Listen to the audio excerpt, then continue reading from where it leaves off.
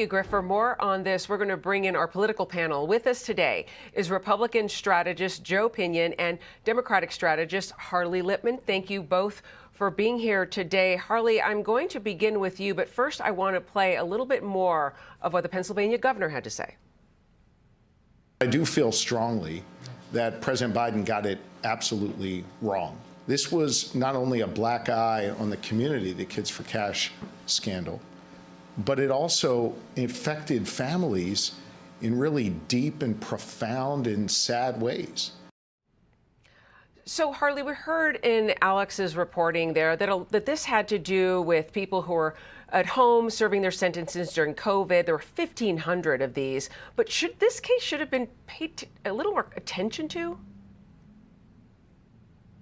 Yes, probably. But at the same time, I'm a believer in forgiveness, compassion, second chances. So I have a little bit of sympathy in this one. Joe, your response on that? I'm stunned. I believe that the only thing that you have in this world that should be sacrosanct is childhood innocence.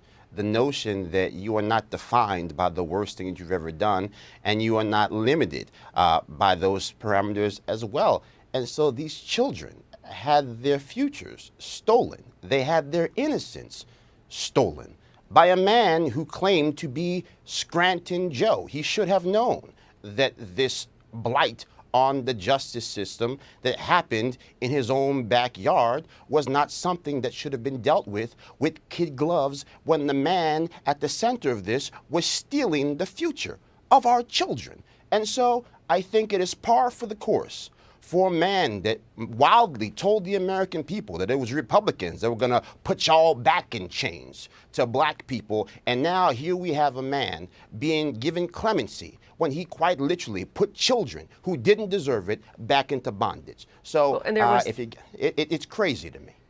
There was a 17-year-old boy who was convicted on a very minor drug charge who did ultimately commit suicide, did not get a second chance. But let's move on to the presidential pardons here, because we have new Fox polling out on this, asking Americans about how they felt, one, about Biden's pardon for his son Hunter, 63% disapproving. But, Joe, I also want to take a look at the pardon that Trump has promised for those convicted for January 6th. 62% of Americans disapprove of that idea.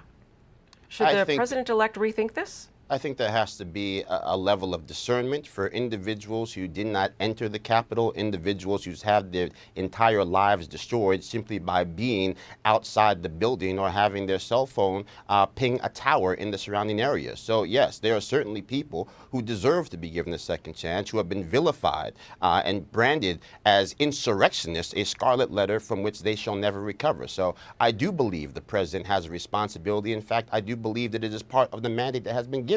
Not all people on January 6th are created equal, and I believe the president and the people around him recognize that fact. Harley, a response on that? Yeah, I think the problem with the president's pardon of his son is that he said he would not do that. Truthfulness and credibility is everything. And when you say you're going to do something or not do something, you need to keep your word. That's a serious problem. On the other hand, he's a father, and anyone who has a child could understand how a father would want to pardon his son, who otherwise may end up in jail for the rest of his life. Now, you know, Republicans, as you know, Joe, are dealing with their own challenges right now on the Hill. You have these Trump nominees who have also received some pushback from fellow Republicans who are also getting blowback from some MAGA Republicans themselves. And you had Republican Senator Tom Tillis from North Carolina talk about that. Take a listen. They may be making a long-term mistake if they're not careful. Once you've attacked somebody and they vote no, it's very easy for them to vote no for the remainder of a Congress. So that should be kept in mind.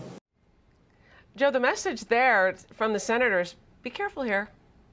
Look, first and foremost, we should not be giving a quarter to members of the Senate threatening the president-elect with no votes to undermine an agenda that the entire country just voted to bring into fruition. So, yes, we can have honest conversations about the nominees, but the president was elected. He won all the 7 swing states. The American people have placed their trust in his hands. He has the right to nominate who he sees fit to put that agenda in place.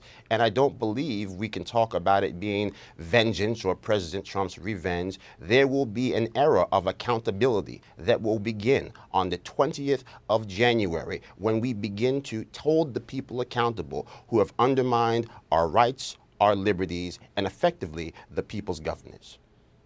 Now, Harley, I want to take a quick look. I don't have much time left at the economy, because in our Fox News polling, you can take a look for yourself how Americans feel about the economic conditions, the nation as a whole. Only 23% feel positive and 77% feel negative. Yet the president is saying he's leaving, while not perfect, an economy that's still the strongest in the world. But Americans don't feel that way.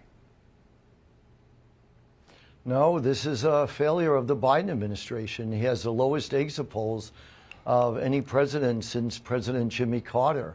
And that's for obvious reasons. Anybody who went shopping in the grocery store in the last few years saw prices going ridiculously high. Inflation, that really took a toll. And then also you look at the border, 8 million people have entered the United States since President Biden became president. Of that, 60% entered illegally. So between inflation and a bad economy and between the border being out of control, this was all manageable and this was all fixable, but the Biden administration didn't do their job, just being very candid about it. And the consequences are an election with a Republican president. The Democrats got what they deserved. And I am out of time, but I want to thank you, Harley Lippman, Joe